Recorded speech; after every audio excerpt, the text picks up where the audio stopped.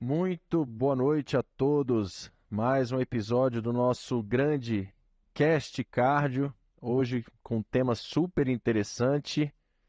Vamos falar sobre TAV. Explica aí pra gente, doutor José Rogério, o que é TAV aí? Boa noite, gente. Sejam todos bem-vindos aqui ao Cast Cardio, o podcast do cardiologista. Bom, hoje nós temos aqui convidados especiais, né, que vamos abordar um tema muito importante hoje na cardiologia, que com o advento aí de novas tecnologias, né, isso tem revolucionado.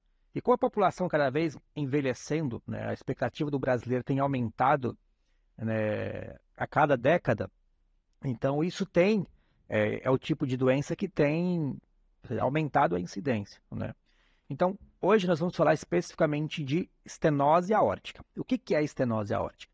Estenose aórtica, gente, é quando a válvula do coração, ali, uma das válvulas, o coração ele tem 4 válvulas, tá? Depois a gente vai mostrar para vocês aqui uma válvula para vocês entenderem melhor e a gente não ficar só falando, tá bom? E a válvula aórtica é a válvula que sai ali, ó, o fluxo de saída do coração. Essa válvula ela tem 3 folhetos, né? E por N motivos que vocês vão entender depois, ela é estenosa. O que ela faz? Ela fica estreita ali, o buraquinho vai, onde sai o sangue, ele vai estreitando, então ele vai fechando literalmente, tá? Isso a gente chama de estenose aórtica. E o procedimento que caiu na graça da galera hoje da cardiologia intervencionista, que é aquele pessoal que faz aí os cateterismo, que implanta stent, a galera aí que se especializou nisso e disparou no mercado. Nós vamos estar falando hoje então de TAV, que é o tratamento para essa patologia que é a estenose aórtica. E hoje temos a equipe Cardio Solutions da Hospital Beneficência Portuguesa, dentre outros grandes hospitais aqui de São Paulo. Dr. Paulo Penedo, colega, amigo que fez a caridade de vir aqui conversar conosco hoje, explicar um pouquinho sobre os procedimentos. E é isso aí, vamos começar, né, Rafa? Vamos lá. Então, já que a gente vai falar de TAV, precisa falar primeiro da doença. Rogério, conta aí pra gente um pouquinho o que é a estenose aórtica, que você comentou no início, o que é essa doença, se ela comete mais jovem, mais idoso, como é que é isso aí? Então, a estenose aórtica, como eu falei anteriormente, né, é o estreitamento ali, a estenose propriamente dita da válvula aórtica, que é uma válvula que a gente chama de via de saída do coração. A válvula que ela regula ali o fluxo de saída entre o sangue e a circulação sistêmica, tá? Essa válvula, ela possui 3 folhetos. E o estreitamento desse folheto, ele gera uma pressão muito alta lá dentro do coração, né? Porque a válvula perde a mobilidade, ela fica rígida e estenótica. Então passa pouco sangue ali. E esse sangue chega lá na circulação sistêmica, ou seja, lá nos órgãos, nas mãos, nos pés, com um fluxo um pouco menor. E isso pode causar sintomas, tá? Então é uma doença muito prevalente hoje, porque a expectativa de vida do brasileiro tem aumentado bastante, Edu. E cada vez mais a tendência vai ser encontrarmos mais pacientes idosos, né? Velhinhos aí de 80, 90, já tivemos casos aí de 92 anos aí de pacientes submetidos a esse procedimento, né, Paulo, que a gente vai falar hoje, que é a TAV. Agora, vocês imaginam um paciente de 92 anos de idade sendo operado coração, literalmente trocando uma válvula do coração. E o cara faz o procedimento hoje, daqui 2, 3 dias está de alta, né? Então, é um cenário bacana. A gente tem hoje essas novas tecnologias no mercado, favorecendo o tratamento percutâneo, ou seja, um tratamento que não precisa abrir o peito, faz através de uma punção. O Paulo aqui vai estar explicando para a gente com mais detalhes depois, para essa patologia em si, que é essa estenose aórtica. Depois a Rafaela vai estar falando um pouquinho aí de quais são as principais etiologias, ou seja, as principais causas, né? O que leva os pacientes a terem esse problema que é a estenose da válvula. Conta aí pra gente, Rafa. Então, pessoal, um prazer estar aqui novamente com vocês.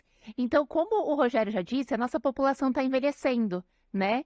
E das causas, a principal de todas é a degeneração senil mesmo. O que seria isso? Então, conforme a gente vai envelhecendo, a gente tem uma disponibilidade maior de cálcio na nossa corrente sanguínea. Esse cálcio sai ali dos ossos, começa a circular na corrente sanguínea e ele vai acumulando em alguns lugares. E um dos principais lugares que ele se acumula é ali na válvula do coração. E a válvula aórtica, ela é acometida por esse excesso de cálcio. Então, ela vai aos poucos ficando mais espessada, ficando mais dura a válvula e vai estreitando ali a passagem de sangue. E aí, então, essa é a causa mais comum, né? Então, que seria a causa degenerativa. E só para citar as outras causas, a gente pode citar também a congênita, que ela é um pouco menos prevalente, ele está em torno de mais ou menos 2%, a sua forma mais comum, que é a alteração da válvula, que é a válvula bicúspide, que depois a gente vai mostrar a válvula, vai explicar para vocês certinho o que seria essa válvula bicúspide, né? Que ao invés dela ter 3 folhetos, que é o normal, ter 2 folhetos. E a gente pode citar também uma causa que hoje hoje é menos prevalente, que é a febre reumática, mas que no passado ela já foi mais, né? Mas hoje em dia é mais raro da gente ver um paciente com degeneração por conta de febre reumática. Legal, né? Que bom, Rafa, muito bom. Gostei aí da sua explicação. Obrigada. E é muito. Edu, é que assim, uma coisa que é bastante importante é quando que a gente pode começar a entender que o paciente pode ter os sintomas de uma estenose aórtica, Sim. né? Isso é importante, né? Porque muitos pacientes não têm acesso a um médico, a um cardiologista, em especial, ou a um médico de família, ou qualquer outro médico, Sim. né? Então, como ele tem que pensar assim, meu Deus, eu tenho algum problema de válvula no coração? Isso é muito importante. Lembrando que a grande parte dos pacientes ela pode ser totalmente assintomática, não ter sintoma nenhum, né? E o fato do paciente ter sintoma na estenose aórtica é até preocupante, né? Porque quando ele começa a ter sintoma é quando a gente tem que intervir porque a mortalidade aumenta e aumenta muito. A chance dele morrer de ter um evento é muito alta. E em alguns casos, o evento pode ser súbito, né? Pode ser súbito. A estenose aórtica é uma doença que ela tem um tripé, uma tríade, 3 sintomas muito clássicos. Então vamos lá, Edu, quais são esses sintomas? A dispneia, que é a falta de ar, o paciente vai fazer qualquer tipo de esforço, aquilo pode desencadear um desconforto para respirar. Ou seja, então o paciente tem que ficar atento nas caminhadas que ele faz diariamente. Subir escada, ladeira, qualquer coisa. Estou ficando mais cansado, faz esforço, vou está procurar um médico. cansando. A síncope, que é uma perda transitória da consciência, você literalmente perde a consciência e desmaia por alguns segundos. E a angina, que é a típica dor no peito, aquele desconforto torácico traduzida como dor no peito, que os pacientes referem muitas vezes até em pronto-socorro. A queixa comum, todo mundo que já trabalhou em pronto-socorro sabe que dor torácica é uma queixa que a gente atende sempre. Então, dor torácica, não pensar só em infarto, a gente tem outras causas, dentre elas a estenose aórtica. Edu, mas tem uma forma, por exemplo, do médico suspeitar. Ah, esse paciente chegou lá, doutor, eu estou um pouco mais cansado, eu caminhava 3 quilômetros, agora estou caminhando 2 quilômetros e, meu Deus do céu, estou botando os bofes para fora. Tem alguma forma assim do médico suspeitar de algum problema, só com base no exame físico, falar, esse cara pode ter um problema na válvula? Examinando o doente. Auscultando, que é o mais básico, que muita gente não ausculta hoje em dia. Isso que eu ia falar, né? Porque hoje a galera tá abandonando o esteto, né? Tá confiando só nos exames. Se você coloca o esteto no foco aórtico, nós temos 4 focos básicos, né, para ausculta. Um deles é o foco aórtico. Para auscultar diretamente a válvula aórtica, você vai auscultar um sopro. Um sopro que, falando de uma forma mais técnica, ele é sistólico, ele é uma fase do ciclo cardíaco. Um sopro ejetivo que vai ter uma irradiação precisa para a região do pescoço, onde eu tenho as artérias carótidas. Um sopro rude, em diamante, que é aquele sopro crescendo e decrescendo. Ô Edu, já que você está falando de sopro, dá para sentir se o paciente colocar a mão no peito assim, dá para sentir alguma coisa? Dá para sentir. Conta aí, Rafa, dá para sentir? Dá para sentir sim. Dependendo do grau da estenose aórtica, né, dá para sentir sim o que a gente chama de frêmito, que é como se fosse um tremor na região do peito. E isso vai variar de acordo com a intensidade, né, dessa dificuldade da passagem do sangue. Então, dá para passar assim. Então, Só enfatizando o que o Edu e o Rogério falaram, o exame, a história clínica do paciente, o que ele chega relatando para você. Então, é muito importante levar em consideração, porque às vezes é um paciente que tinha uma vida normal e há 1 mês, 2 meses, aquilo mudou, né? Então, era um paciente que era ativo e daqui não consegue fazer as coisas habituais do dia a dia. A questão do exame físico é extremamente importante, porque às vezes só com a história clínica, com o exame físico, a gente já fecha o diagnóstico. Rafa, é isso que eu quero falar pra galera, ó, pessoal. Se você tá indo no médico, esse cara tem que botar o esteto no teu peito. Com certeza. Ele tem que verificar a tua pressão, ele tem que auscultar teu coração. Se o teu médico não tá fazendo isso, cobra dele. Exato. Tá? Precisa, isso é obrigatório. O exame físico, ele é insubstituível. E a história clínica, a gente sabe que a maioria, 60% do diagnóstico está onde? História clínica. O exame físico não ajuda muito em outras patologias, mas nessa patologia, não tenho dúvida que o exame físico é mandatório. E vamos botar aqui o nosso colega na conversa, né? Bom, galera, queria agradecer, né, primeiro, pela oportunidade, pelo convite. Uma honra muito grande estar aqui com vocês, né? Mas depois que vocês falaram, eu tenho que tentar me impor aqui, né? Porque vocês estão levando o sarrafo muito alto, né? Mas pra gente é um prazer falar de TAV, né? Falar talvez, acho que, a queridinha do momento dentro da cardiologia intervencionista, né? É um procedimento que já começou, já tem 2 décadas que a gente faz, mas que nos últimos anos, em especial aqui no Brasil, vem ganhando uma crescente muito grande. A gente teve a regulamentação, né, há coisa de 2 anos atrás, e ela chegou agora no SUS, né? Então a gente vem cada vez mais tornando um procedimento de alta tecnologia disponível para a população. Ah, que bacana saber então. Então a TAV já está liberada para o SUS. Já está. Não é ainda uma realidade absoluta. Aquela filhinha de 2 anos. Mas estamos começando, né? A gente está engatinhando, né, nesse processo, mas já é bastante animador, né? A gente já fica bastante feliz com a regulamentação, que é o primeiro passo. Foi incorporada a tecnologia, então a tendência é que nos próximos anos a gente consiga tornar o procedimento cada vez mais acessível, né? Eu acho interessante falar disso, porque assim, o paciente tem que saber que é uma opção a mais que ele tem, né? Porque tem alguns pacientes, dependendo das comorbidades, ou seja, daqueles problemas de saúde que ele tem, ele não tem nenhuma possibilidade de fazer um tratamento cirúrgico convencional. Então é importante a gente ter esse conhecimento, a população saber dessa possibilidade da TAV para saber que ele tem uma segunda opção ali. Exatamente, eu acho que você falou uma palavra-chave, acho que é um marco histórico dentro da cardiologia, né, que a gente está vivendo a transição da abordagem da válvula, né? Até pouco tempo atrás a gente não tinha essa opção, a gente só tinha a opção de cirurgia convencional, né? E aí a gente vai vendo o andamento do procedimento ao longo dos anos. A gente começou fazendo nos casos desafiadores, que a cirurgia falava, ó, esse cara aqui é tão grave que, meu amigo, se eu abrir ele morre. E aí a gente começou e teve bons resultados. E aí a gente começou a ficar um pouco mais ousado, né? Então vamos tentar ver o paciente de alto risco, mas que o cirurgião topava cumprir, vamos lá, vamos abrir ele também. E a gente viu que a gente não era não inferior. A gente já está no momento de transição, que a gente já chegou no momento do paciente de risco intermediário e a gente é não inferior. E agora a gente está ficando um pouco mais ousado, que é vir para o paciente mais jovem, paciente de baixo risco. Que aí é aquele cenário um pouco mais nebuloso ainda no momento, porque a gente não sabe como é a durabilidade da válvula. Mas a gente está vivendo essa transição de uma opção a mais, que é algo muito animador para a gente. Antes da gente entrar na TAV em si, que é tratamento, uma coisa que tem que deixar claro aqui é que nem todo paciente com estenose aórtica vai ter tratamento, vai ter intervenção cirúrgica, seja ela cirurgia convencional, TAV ou valvoplastia. Existem critérios para isso, né? Ele tem que ter uma estenose aórtica do ponto de vista anatômico importante. Aí acho que o exame fundamental de toda valvopatia é o ecocardiograma. Sem dúvida, né? Que vai mostrar o tamanho da válvula, vai mostrar gradiente de pressão, que para a gente é importante, que é a pressão pela qual o sangue está passando ali por essa válvula. Só para o pessoal entender, o gradiente de pressão é algo muito importante e é fácil de você entender. Se você pegar uma mangueira, por exemplo, que tem 2 centímetros de diâmetro ali, e se você botar o dedo na frente da mangueira, aquele jato que estava em 1 metro, se você botar o dedo ali e tampar metade, esse jato vai para 2 metros. Né? Então a gente consegue avaliar essa velocidade. Sim. Isso é o gradiente ali transvalvar que a gente chama.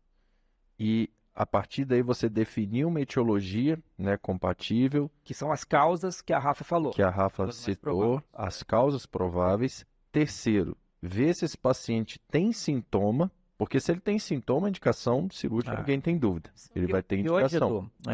Hoje o sintoma já está sendo algo meio que deixado de lado. Que existem os fatores complicadores. Sim.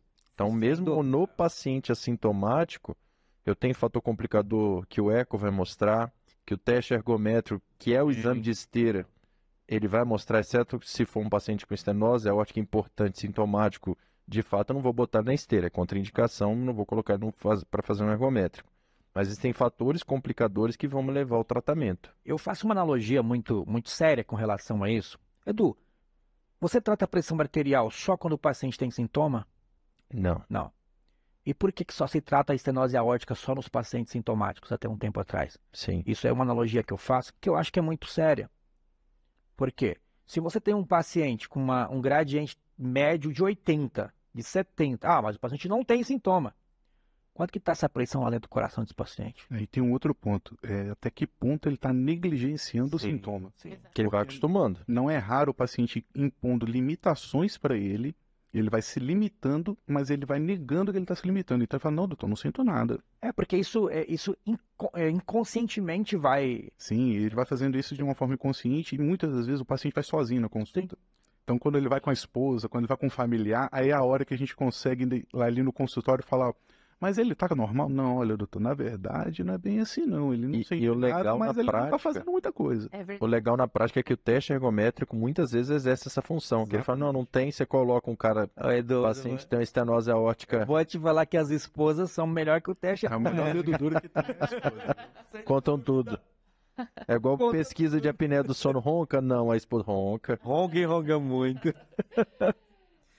Bom, mas então vamos começar a falar de TAV, né? Claro. Que agora é o assunto da noite pra gente ensinar todo mundo.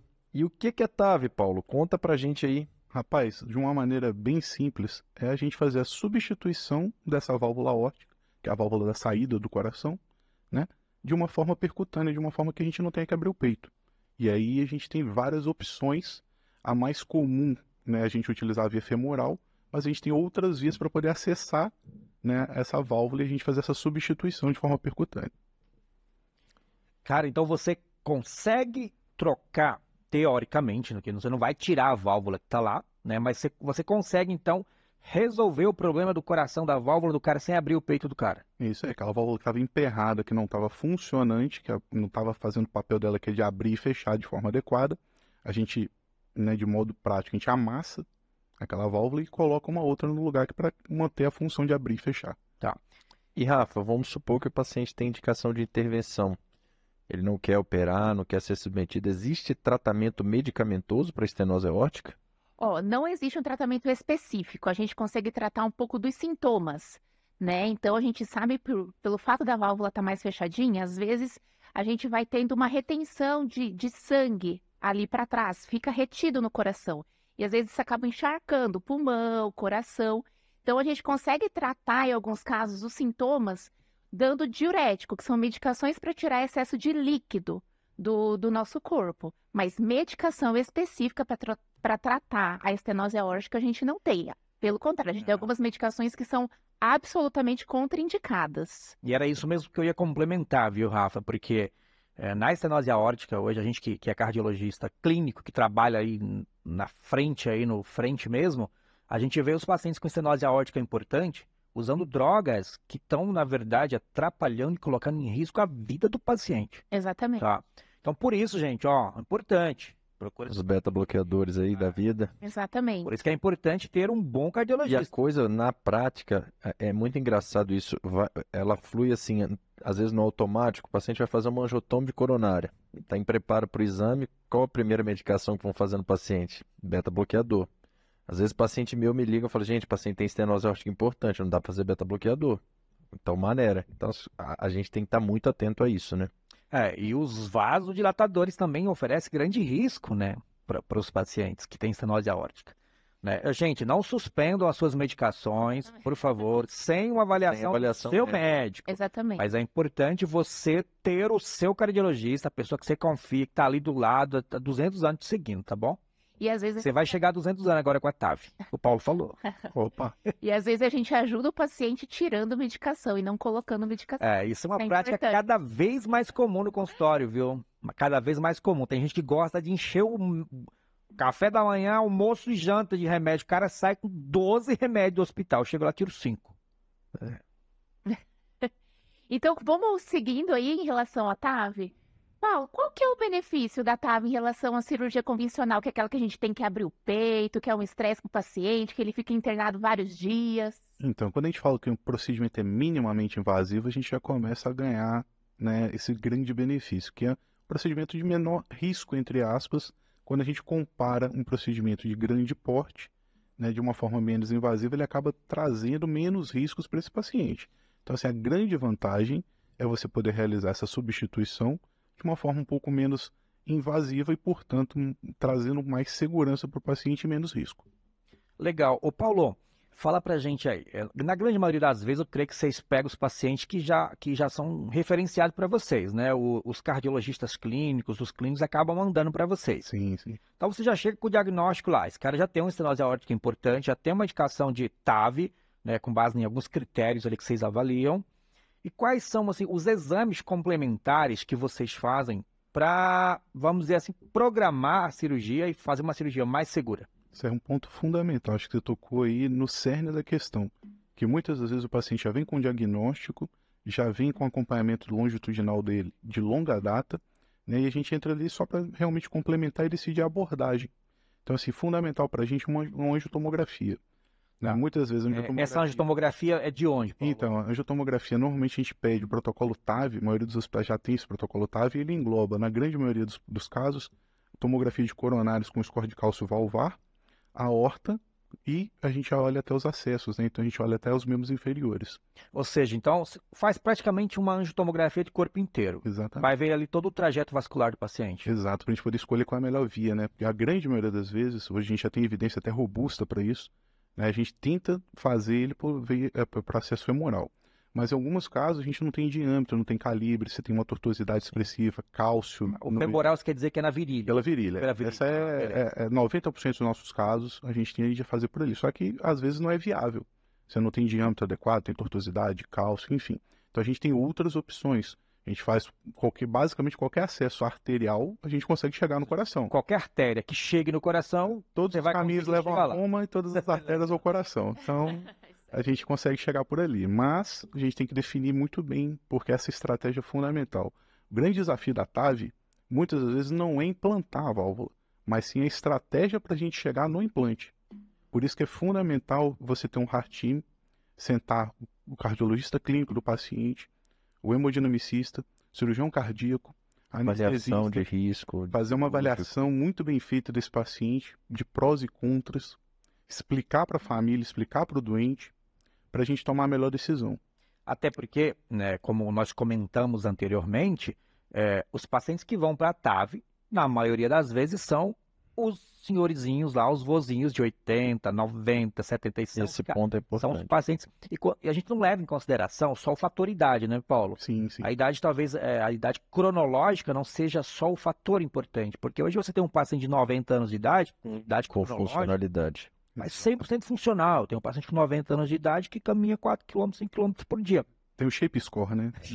Agora, mas vocês tocaram em dois pontos muito importantes. Primeiro, assim, eu acho que tem que deixar claro aqui, se a gente fala de estenose aórtica degenerativa, fator de risco é praticamente o mesmo de doença aterosclerótica. Você não vai submeter um paciente com estenose aórtica sem estudar coronária antes. E aqui falou o especialista. Gente, o Eduardo ele é especialista em coronária, então ele tem gabarito para falar disso. E aí a gente tem que estudar, seja com angiotomo, alguns serviços utilizam, o cateterismo, que é o padrão ouro, existem critérios para isso.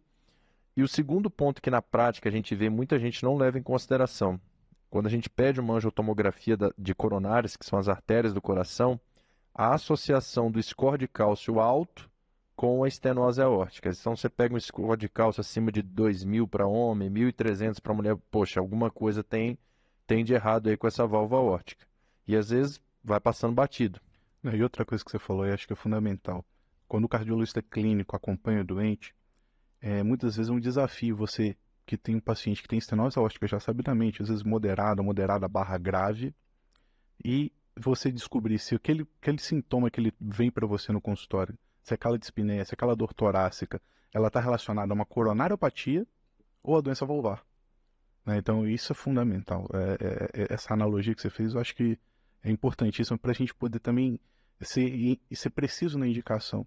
Não é raro a gente ter pacientes que a gente fica na dúvida e discute, revisa o caso, e a gente vê, a coronária é doença estável. O que mudou nesse cara aqui não foi a doença coronária dele, Foi a realmente a válvula agravou. E a gente aborda a válvula, não mexe na coronária e o paciente fica bem. Mas é possível hoje, durante o protocolo TAV, você estudar as coronárias com a angiotomografia, né? Isso também facilita muito, porque num exame só você consegue fazer ali todo o screening ali necessário para você ir para uma cirurgia mais segura, né? E vocês falaram de benefícios, né? Mas tem complicação o procedimento TAV ou não? Pô, cara, você quer que eu fale mal do meu procedimento? Mas tem. Só um pouquinho. Só um pouquinho. É pouca coisa. Mas assim, gente, óbvio, né? A gente está falando em acesso vascular, eu tenho complicação vascular. É uma das coisas que a gente mais vê, é o mais comum. Por isso que a gente tem que analisar muito bem o acesso vascular. No início do implante, quando as válvulas ainda não eram tão aperfeiçoadas, quando a gente ainda não tinha uma expertise no implante da válvula, a gente estava fazendo a curva de aprendizado que o pessoal fala, a gente tinha uma taxa de marca-passo muito mais elevada quando comparava com a cirurgia cardíaca. Só para nossa audiência entender, uma das complicações mais frequentes da TAV, gente, era um BAVT, né, ou um bloqueio muito avançado. O que é isso? É quando o sistema de condução do coração, os fiozinhos lá do coração, eles dão problema. E a frequência do coração do paciente fica muito baixa. Então, nesses casos, era indicado o marca-passo. Essa incidência era bem alta, né, Paulo, antes? Sim, era muito mais alta do que hoje. As válvulas melhoraram e o implante melhorou. Né, hoje a gente fala do implante shallow, né, que é um implante mais raso, e isso tem diminuído bastante as taxas de marca-passo, além da própria melhora da válvula. Né, as saias estão melhores, os sizings estão melhores. Então a gente tem cada vez mais chegado perto da cirurgia cardíaca nos níveis de marca-passo.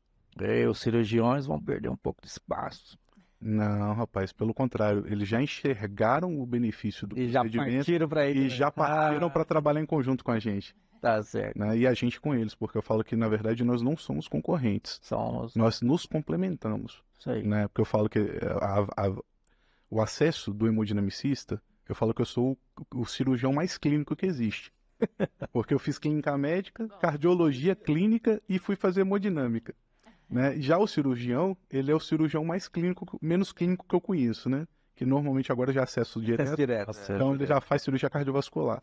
Gente, quem quer fazer cirurgia são 5 anos agora, acesso direto, hein? E a gente se complementa, né? Então, assim, eu não sei abrir o peito de ninguém e eu tô mais habituado a manejar os materiais que ele não tá. Então, na verdade, o Heart Team, para mim, é um conceito que veio para ficar. Sem dúvida. Eu acho que o Heart Team hoje é algo insubstituível na prática clínica de hospitais, acho que prezam aí pela qualidade, né, no tratamento e segurança do paciente.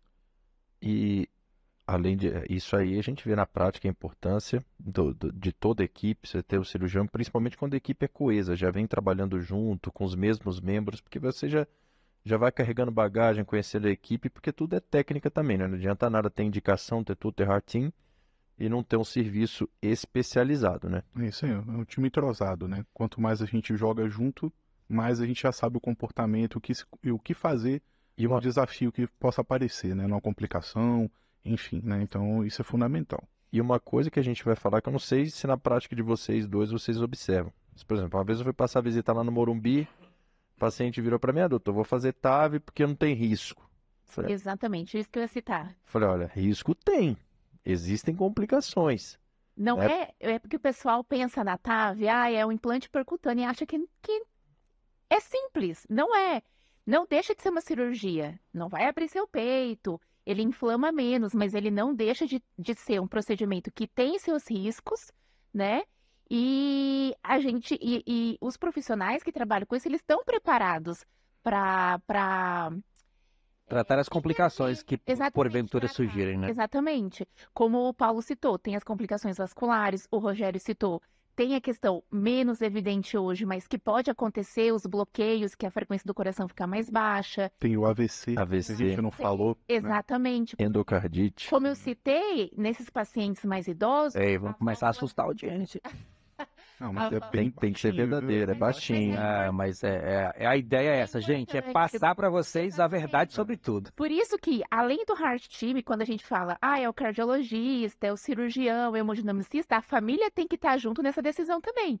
Porque a gente tem que deixar o paciente ciente dessas complicações. Se você deixar só o paciente, ele vai para uma cirurgia dessa, acontece alguma catástrofe, ele não vai conseguir falar com a família, não, eles me falaram, eles me avisaram, né? Acho que esse é um cuidado que o E médico tem que lembrar que é um paciente grave, né? O paciente de estenose aórtica é um paciente grave, gravíssimo, né? né? E a gente faz parecer o grave fácil. Não é. Vocês não falaram também tamponamento, eu já vi acontecer, né? Perfuração, mas é Pode raro, acontecer. graças É a raro, Deus. muito raro, mas o nosso Mas, objetivo aqui é sim, informar sim, sim. da. E é o desafio do intervencionista, né? Eu falo que o meu grande desafio é passar tranquilidade e credibilidade, mas também informar o paciente dos riscos.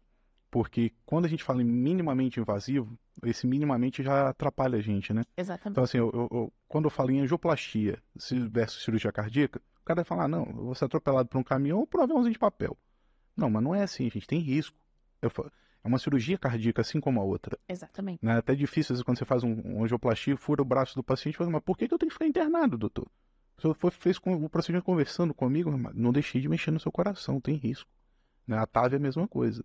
Exatamente. Hoje a gente já faz TAV com sedação leve, com o paciente praticamente acordado, mas a gente está trocando uma válvula do coração. Antigamente era que entubado, sedado, anestesiado total, Então, bloqueado. assim, a gente tem que lembrar disso, isso é importantíssimo. E explicar para a família, explicar para o doente que tem risco. É pequeno, é menor? É, mas é uma cirurgia. E mudando um pouco de assunto aqui, isso é muito legal quando a gente fala de tratamento, porque se a gente leva para o lado da cirurgia convencional, abrir o peito, a gente tem possibilidade de botar uma prótese metálica, uma prótese biológica, e muitas vezes o paciente não é convidado para essa Participar decisão. disso, é. E assim, cara, muda a vida dele. Se ele vai tomar um anticoagulante pro resto da vida, vai afinar o sangue, se ele não vai precisar, mas a prótese tem menor durabilidade.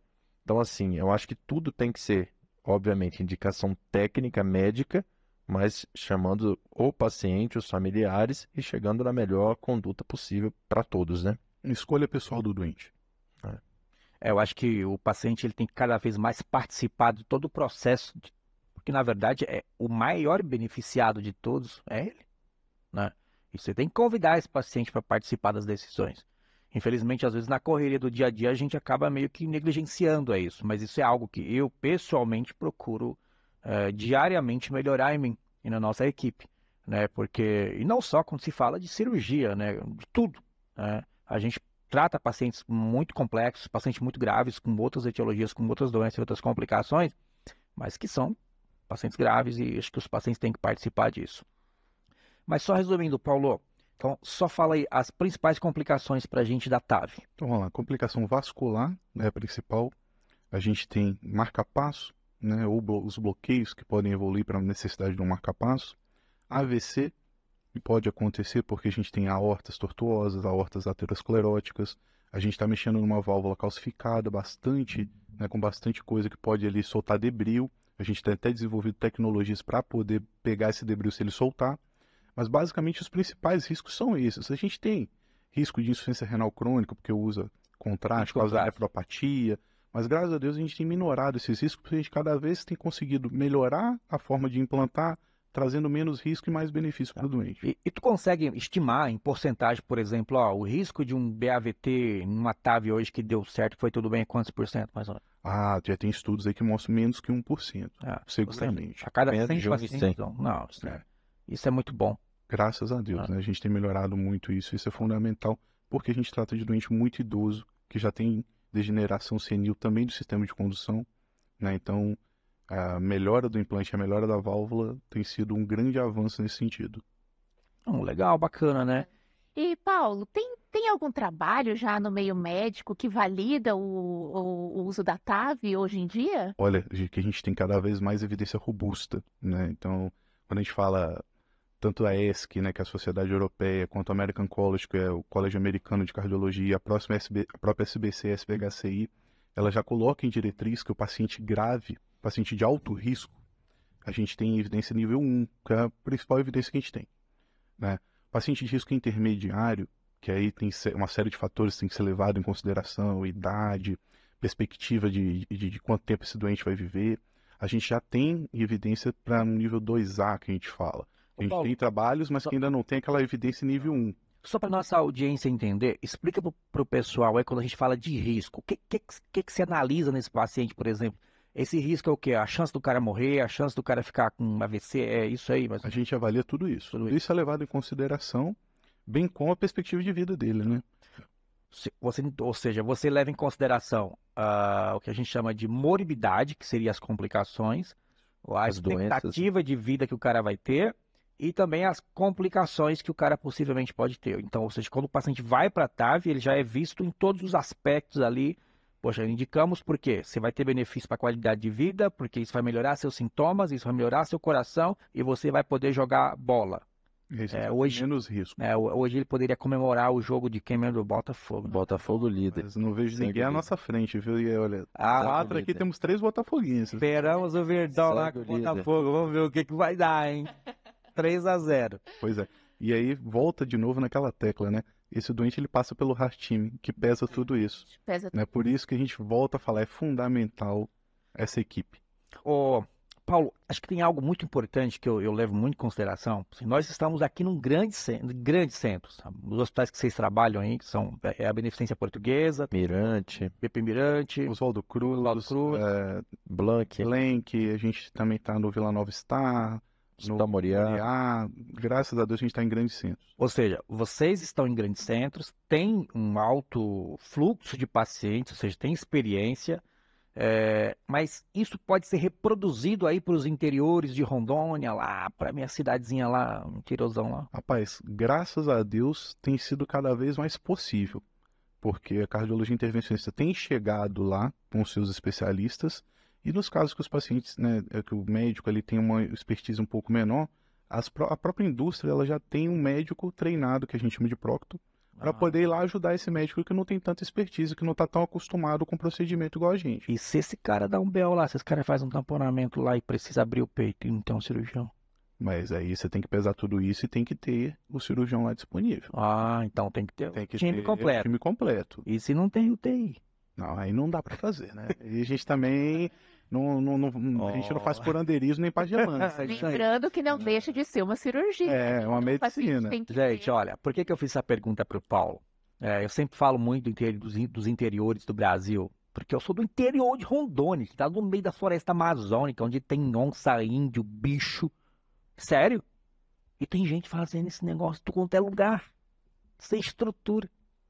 Às vezes o cara, ele é um bom profissional, ele faz muito bem, mas o hospital às vezes não tem toda a estrutura necessária. Não tem uma ECMO, não tem um ectoesofágico de qualidade, não tem um profissional capacitado em imagem, né? A terapia intensiva tem, mas às vezes não é uma terapia intensiva com um profissional que é habilitado para tratar uma complicação. Se esse cara choca, precisa de um balão, precisa de uma ECMO, precisa de algum outro tipo de suporte, não tem. Então, assim, eu acho que eu fico preocupado com isso, porque a minha família mora no interior, né?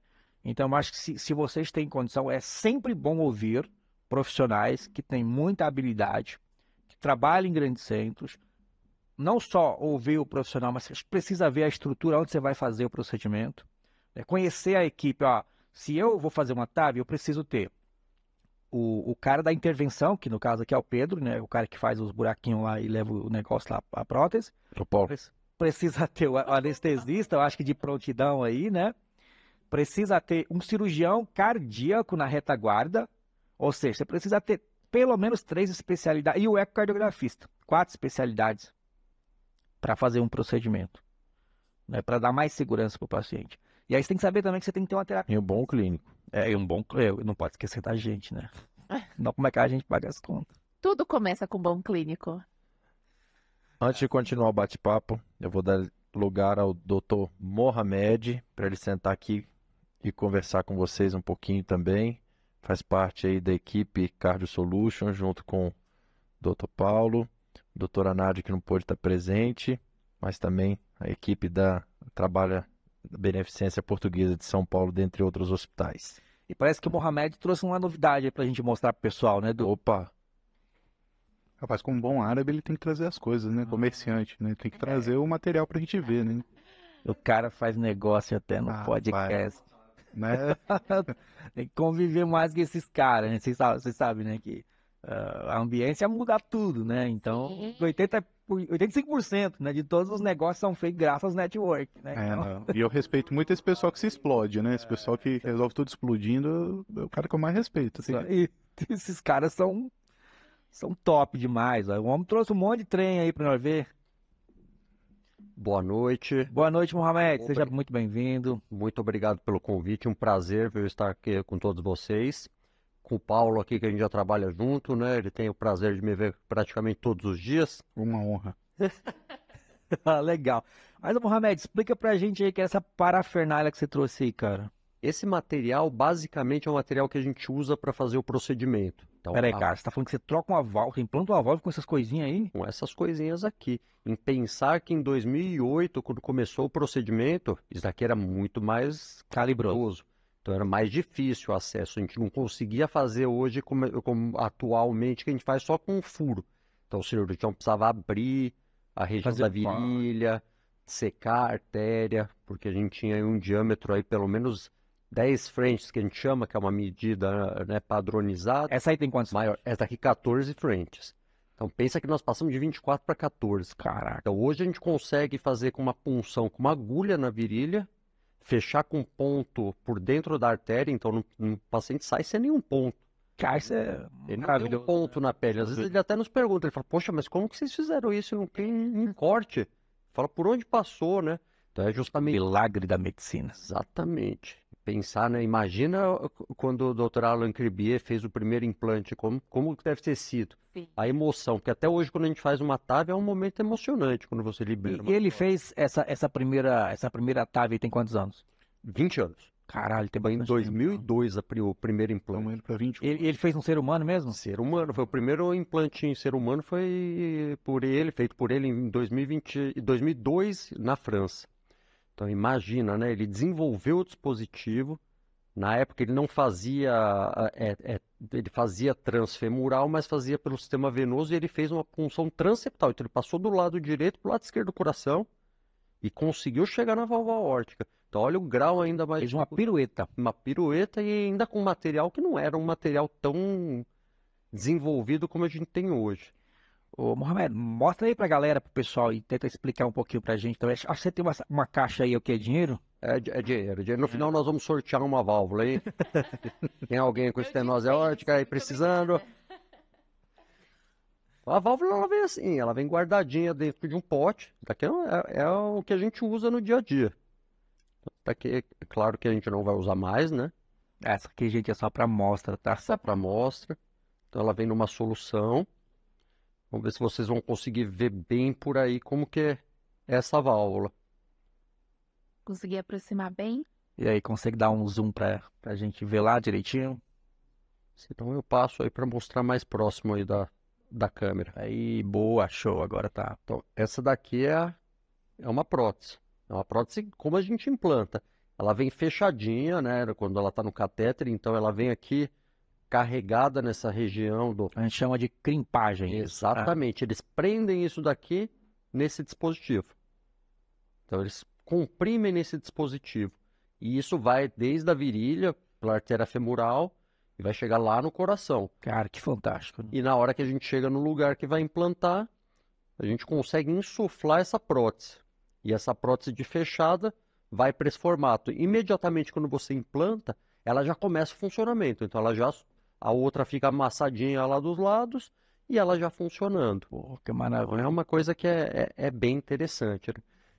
Pensando também nisso, esse modelo que a gente trouxe aqui é uma que a gente chama de balão expansível. Que é Ou seja, tem que injetar um ar aí, a alguma gente coisa? injeta um ar aqui e ela insufla um balão. Se o Paulo quiser insuflar aí só para mostrar pro pessoal o que é esse balão.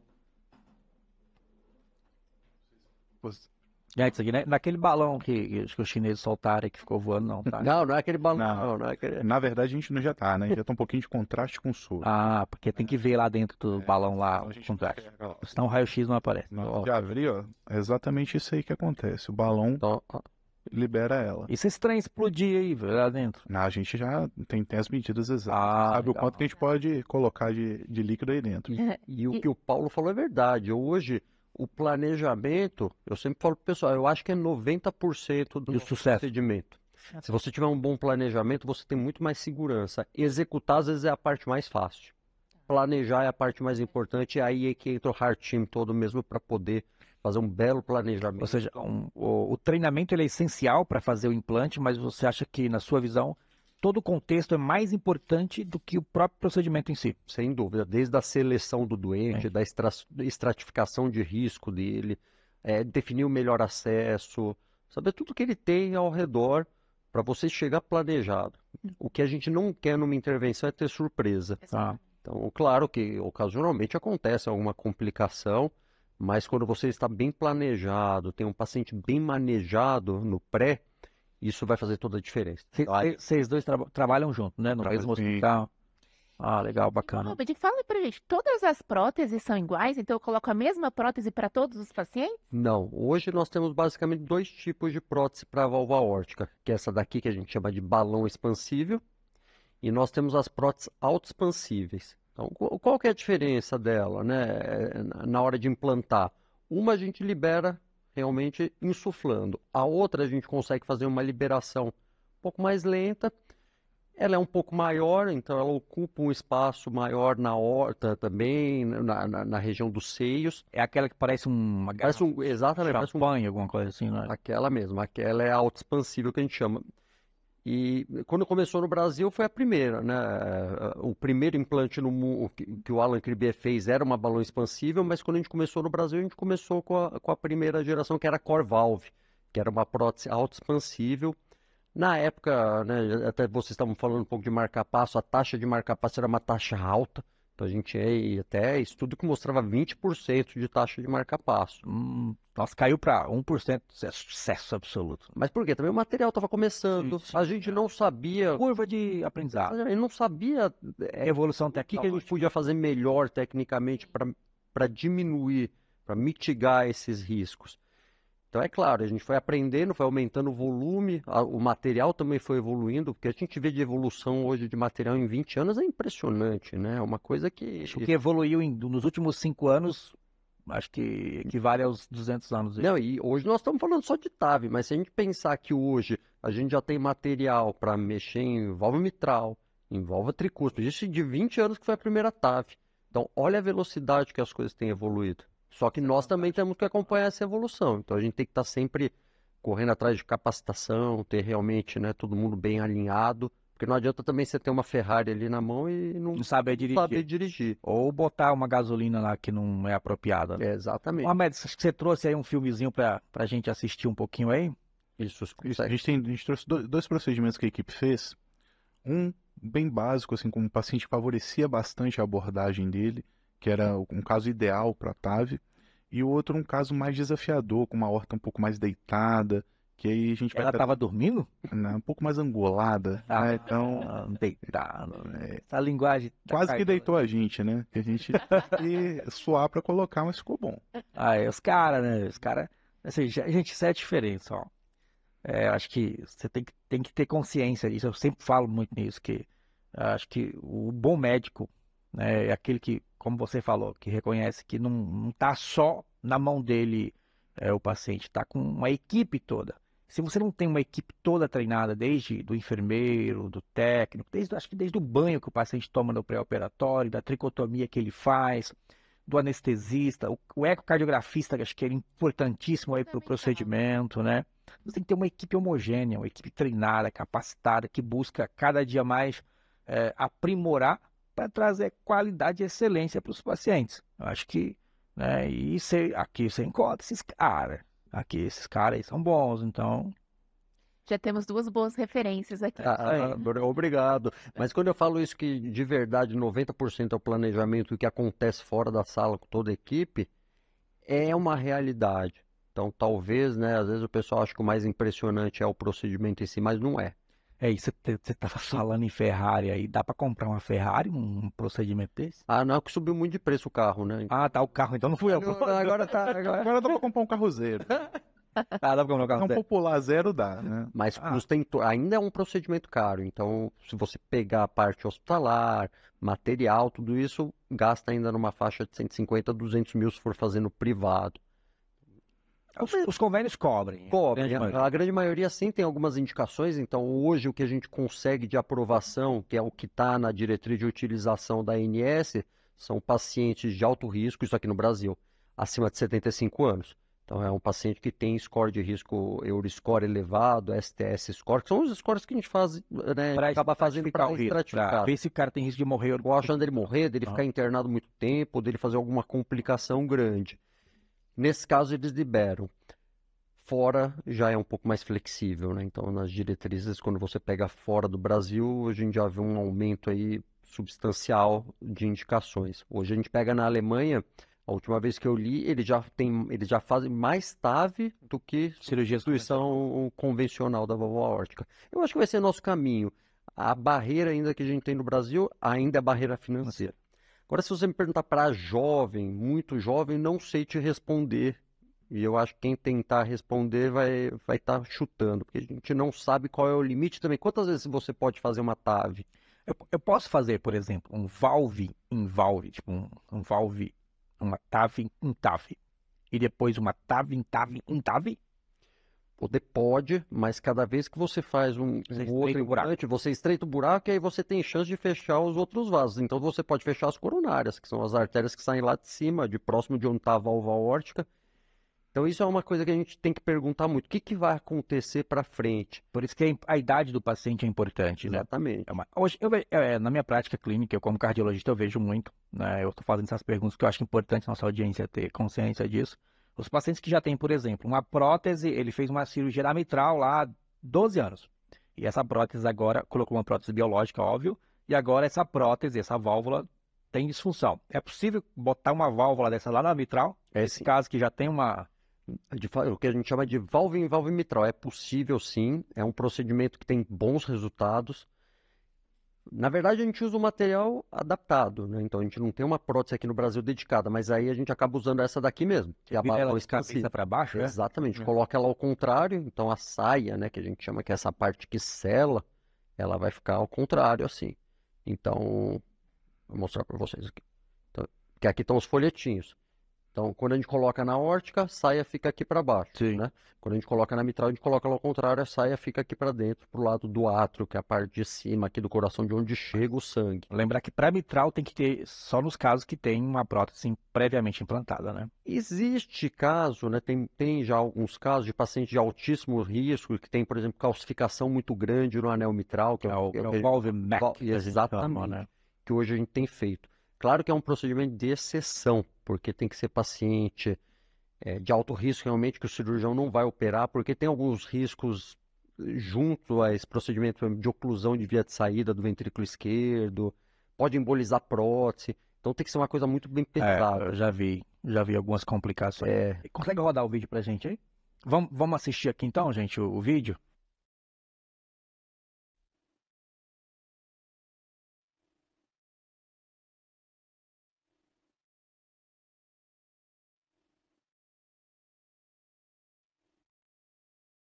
A cavidade que bombeia o sangue. O que a gente consegue ver ali, é que eu não tenho como apontar para vocês, mas ali a válvula, agora ela já está implantada, ela já abriu, né? Mas antes, quando ela estava aparecendo, vamos ver se a gente consegue repassar o vídeo. Esse já é o caso mais desafiador. Você consegue voltar no início do vídeo? Aí, beleza. Você não tem nenhum laser pointer aí não, né? Não, mas o que dá pra gente... Então aqui a válvula está posicionada fechada ainda. Então ela está o que a gente chama de crimpada. Então, ela está esmagada ali em cima do balão. E aí nessa fase a gente posiciona na região que a gente quer, faz o... Tem um fiozinho ali embaixo ali também. O que é aquele fio ali? Aquele fio embaixo é o marca-passo. Não quer dizer que o paciente vai sair com marca-passo. Mas a gente precisa colocar por quê? Para que na hora que a gente está liberando a prótese, essa prótese não se desloque. Sim, entendi. Esse com fluxo sanguíneo pode acontecer. Você consegue só pausar para a gente? Beleza. Então a gente acelera o coração até 180 batimentos quando é a prótese balão expansível. E aí faz essa liberação lenta da prótese. Vê se a posição está certa, liberou, já para o marca-passo. E hoje a gente tem uma taxa de necessidade de marca-passo permanente muito baixa. Então, cada vez reduzindo mais. Podemos dizer, então, que a TAV ela quebrou aí muitos paradigmas na medicina? Com certeza, eu acho que isso foi né, foi uma tecnologia disruptiva para a cardiologia. Eu acho que talvez tenha sido uma das maiores aí, inovações, pelo menos na área de cardiointervenção. Vou dizer aí, talvez, dos últimos 30, 50 anos. Pô, legal. Mudou muito, né? Porque foi aquilo que a gente estava conversando. Abriu também perspectivas para novos tratamentos em outras válvulas do coração. Então, eu acho que sim. Eu acho que o Dr. Alan Kribia deixou um legado aí Imaginário. Ah, com certeza, com certeza. Que bom, gente. A gente fica muito feliz. Ô, Paulo, quer acrescentar mais alguma coisa aí? Acho que é basicamente isso, deixar a mensagem de que a gente hoje tem uma outra opção para tratar a estenose aórtica, né? Hoje, em alguns casos, a gente chega a ser, né, quase que a primeira escolha realmente para o paciente, no caso que quando ele é grave. Então, assim, o mais importante é a gente saber que a gente tem outras opções de tratamento. Outras opções com menor risco, podemos dizer assim, para um paciente que tem um maior risco. Exatamente. Né, o paciente mais grave que consegue ser tratado de uma forma menos, né, com menores complicações. Isso que acho que é a grande mensagem da TAV hoje, né? E, Mohamed, qual a sua mensagem aí para a nossa audiência aí? Eu acho assim, né? Quando realmente você tem que ter um acompanhamento, né? Principalmente falando para os pacientes, sempre com um bom cardiologista, uma pessoa que você confie. Não fique só procurando coisas, né? No Dr. Google hoje, que está muito na moda. Então, No chat. nenhum tratamento é para todo mundo. O tratamento tem que ser individualizado. Então não adianta você chegar já para o médico falando assim, eu quero uma TAV. Não, você tem que ver que isso é uma decisão. Mesmo que o chat GBT Fale que a TAV, né? Espera, a TAV também não é para todo mundo. Não é também a coisa que resolve todos os problemas, 100% dos problemas. Então a gente tem que ter prudência, confiar na opinião do médico que está te assistindo. Então, acho que a relação médico-paciente é a coisa mais importante que existe. E eu acho que a máquina, a inteligência artificial, nada vai substituir isso. Eu acho que a nossa profissão vai ser mais difícil de substituir realmente, né? Porque a gente depende de vários fatores para tomada de decisão. Não é uma coisa tão matemática. É uma coisa muito mais complexa, mesmo porque cada ser humano é individual. Cada um carrega seu DNA, né, e sua identidade. E envolve confiança. Sim, sem dúvida. Confiança, acho que é o pilar fundamental da medicina. Quantos pacientes, assim, eu atendo muitos pacientes, eu tenho uma média de 350 pacientes de consultório por mês.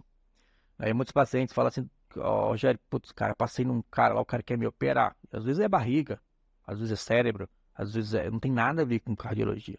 O cara me liga e fala assim, o que você acha disso? Eu olho pra cara dele e falo assim, não sei. Não sei, só sei cardiologia. Mas eu falo, você confia no cara? Não sei. Se você não confia, eu ouço uma segunda opinião. Agora, eu te dar um parecer técnico disso, eu não consigo. Né? Mas o cara confia tanto em mim que mesmo que ele operar o cérebro, a coluna, o dedo, o pé, ele liga pra mim. A relação médico-paciente, eu acho que é algo que o cara que quer ser um bom médico, um bom clínico, um bom intervencionista, um bom cirurgião, ele não pode se abster disso. Ele tem que estar junto com o paciente, ele tem que viver as dores do paciente, ele tem que estar do lado do paciente, porque eu acho que isso é em si. Olha, eu já fui paciente, cara. Quando você está lá do outro lado, a Rafaela que eu diga, né, coitado. Nossa. Ela já está 3 meses afastada e eu tô trabalhando sozinho. Depois eu te recompenso. Eu sei disso. Mas eu acho que a questão é essa, individualizar, porque na medicina, 2 mais 2 pode ser 4, mas pode ser 3, pode ser 5. Então, eu acho que essa é a mensagem, né? Essa relação médico-paciente, ela é imprescindível. Então, assim, eu acho que o paciente, ele tem que ter essa liberdade, né, com o médico, de tirar as dúvidas, de trazer a família para junto do consultório para tomar a decisão. E isso é o que faz diferença hoje. No tratamento do paciente. Então, a gente quer agradecer muito Com a presença certeza, do gente. Paulo. Foi excelente. Acho que Muito esse bate-papo obrigada aqui, pela ele vai disponibilidade de vocês. abrir a cabeça e a mente de muita gente e vai com certeza chegar aí a muitas pessoas que estão precisando aí dessas orientações e desses cuidados, né? E vocês têm site, alguma coisa assim para deixar, para se alguém precisar algum contato? Exatamente. A gente tem, na verdade a gente tem o Instagram, né? Hoje em dia, a principal ferramenta hoje é o Instagram, né? Então, @cardiosolutions, segue a gente lá se puder, Bom, dá legal. uma força lá, por favor. A gente vai botar lá no site também do Cast Cardio, né? Então o pessoal pode com certeza aí contar com a gente e convidamos também a todos, né, a participar com a gente. Podem mandar as perguntas, a gente vai estar lá para respondendo. Edu, quer falar alguma coisa aqui, Edu? Fazer um agradecimento rápido aqui. Pode ficar aí, pode ficar aí, José. Bom, primeiro, pela disponibilidade dos senhores de virem aqui, né? E para quem não sabe, todos os meus pacientes são tratados por essa equipe maravilhosa, né? Então, angioplastia, TAV, todos os casos, quem faz, equipe aí, Cardio Solutions. A gente agradece a confiança, viu? Obrigado pela parceria e pela confiança. Os caras são a prazer. solução dos problemas do Edu. Que bom, gente. E o que o Edu falou é verdade, ó. Se o médico garantir 100% de sucesso em qualquer procedimento de intervenção, fuja. Porque não existe Fuja, como dar procura essa o Edu e a equipe. Em qualquer cirurgia. Exatamente. E em qualquer cirurgia, né? Não dá pra... É isso, sem dúvida. Acho que a medicina nunca é matemática. Bom, gente, nos despedimos aqui de vocês. Fiquem com Deus. Até o próximo programa. Um abraço a todos. Obrigado, um abraço. Obrigadão, gente. Um abraço.